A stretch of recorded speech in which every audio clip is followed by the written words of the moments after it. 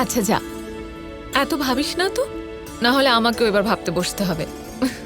চল, আমি তোকে তোর ঘরটা দেখিয়ে দিই, আয়। মা, আজ আমি কৃষ্ণের কক্ষে থাকতে পারি? এটা তো তোরই বাড়ি, তোর যেখানে ইচ্ছে সেখানে থাক। আর আমি বা তোকে কি ঘর দেখাতে যাচ্ছিলাম? তুই কি এই বাড়ির অতিথি নাকি? তুই তো এই বাড়ির প্রতিটা কোণা চিনিস। যা, গিয়ে একটু বিশ্রাম কর।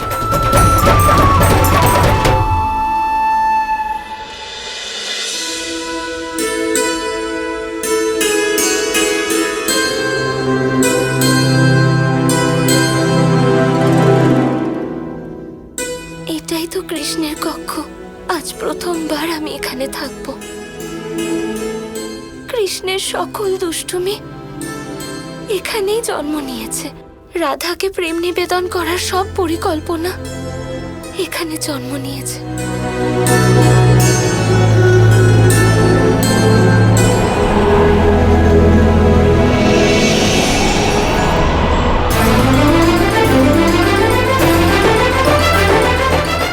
আমি বর্ষণার একটা মেয়েকে ভালোবাসি।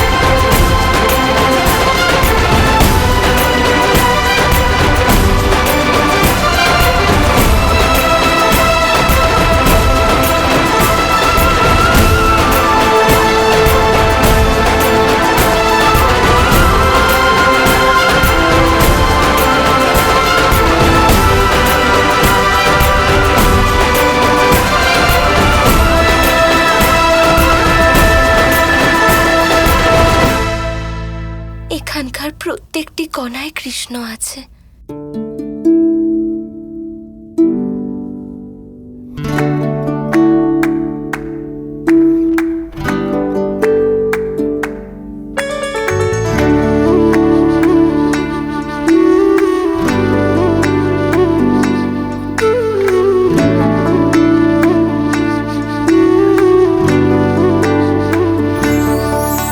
কি করছি আমি এখানে? বৃন্দাবনে থেকে আমি বৃন্দাবনের স্মৃতিচারণ করছি, স্মরণ করে প্রসন্ন হচ্ছি। আর ওদিকে কৃষ্ণ একা বসে রয়েছে। কৃষ্ণকে একা রেখে আসা আমার উচিত হয়নি। যদি বলে আসতাম তাহলে শুধু উপহাস করত। ওর নীরবতা আমায় আরো কষ্ট দিচ্ছে।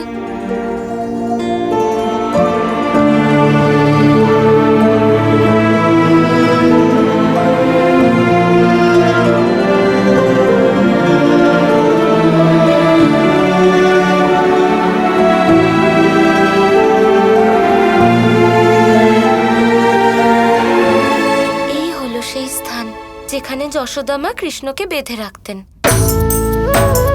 আর এখান থেকেও আমার সাথে দেখা করতে আসতো।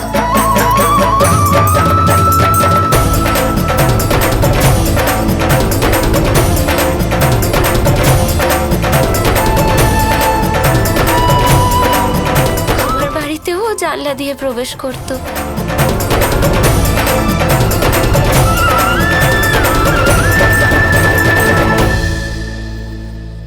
কিন্তু আমি এখন এখানে, আর কৃষ্ণ এখানে নেই।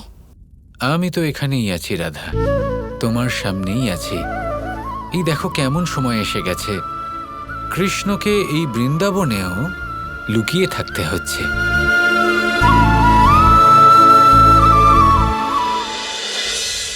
রাধা,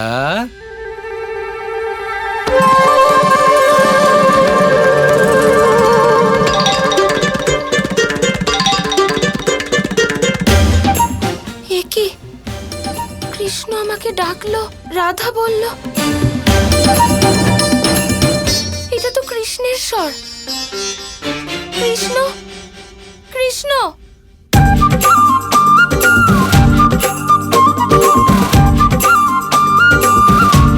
আমার কেন মনে হচ্ছে যে ওখানে কৃষ্ণ আছে?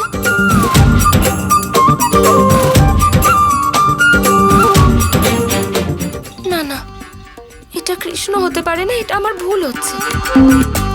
ওদিকে কৃষ্ণকে একা ফেলে এসেছি, আর এখানে সব স্থানে আমি কৃষ্ণকে দেখতে পাচ্ছি, ওর বাঁশির সুর শুনতে পাচ্ছি। না না, আমার এক্ষুনি এই মুহূর্তে ঘুমিয়ে পড়া উচিত, নয়তো বিভ্রান্তির শিকার হব।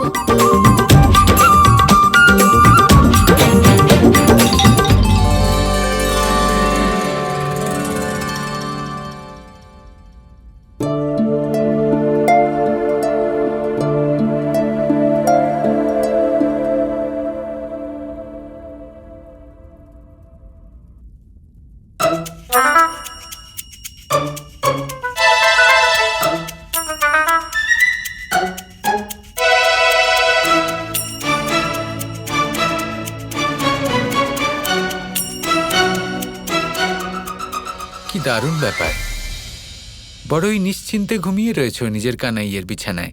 এমনিতে তুমি জানো, তোমাকে এইভাবে নিশ্চিন্তে ঘুমোতে দেখে আমারও সুখের অনুভূতি হচ্ছে।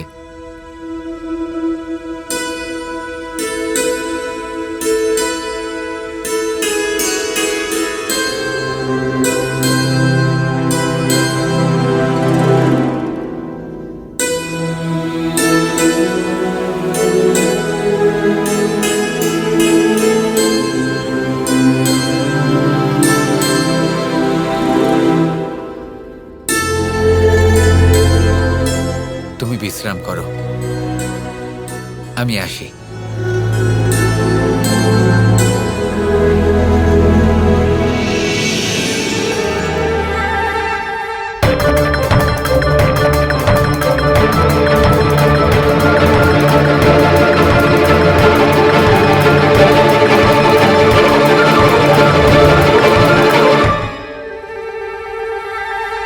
কি আর করি বলো, এই স্থান এমনিতেই মায়াবী।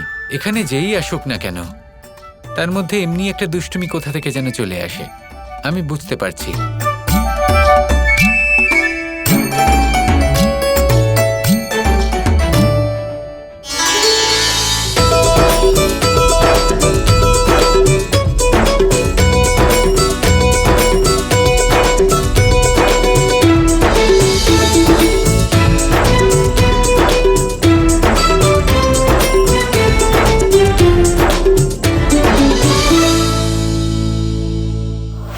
আপনারা এসে গেছেন?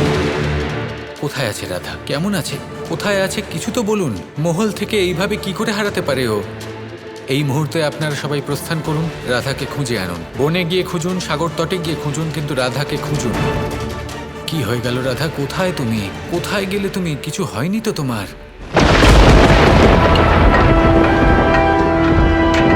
কৃষ্ণ, তুমি চিন্তা করো না, আমি শীঘ্রই ফিরে আসব। অনেক দেরি হয়ে গেছে, আমি আমার কাজ শেষ করে শীঘ্রই দ্বারকার উদ্দেশ্যে রওনা দিই।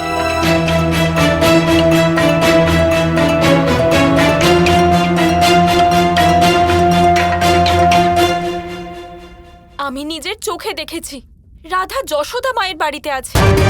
রাধা কোন মুখে দ্বারকা যাবে? সারা রাত ভালো করে ঘুমোতে পারেনি নিশ্চয়ই। নিশ্চয়ই বিবেকবোধ জাগ্রত হয়েছে। যদি বিবেকবোধ জাগ্রত হয়ে থাকে তাহলে নিশ্চয়ই আমাদের কাছে ক্ষমা চাইবে। হ্যাঁ, রাধা আমাদের কাছে ক্ষমা চাওয়ার পরে আমরা স্নান করব। ততক্ষণ আমরা ওর জন্য অপেক্ষা করব। এসব কি? রাধা কোথায়? রাধা এখানে চলে আসলে গোপীদের এবং রাধার মধ্যে এমন সংঘর্ষ হবে যেখানে প্রলয়কাণ্ড ঘটে যাবে। যে করেই হোক রাধাকে এখানে আসতে বাধা দিতে হবে।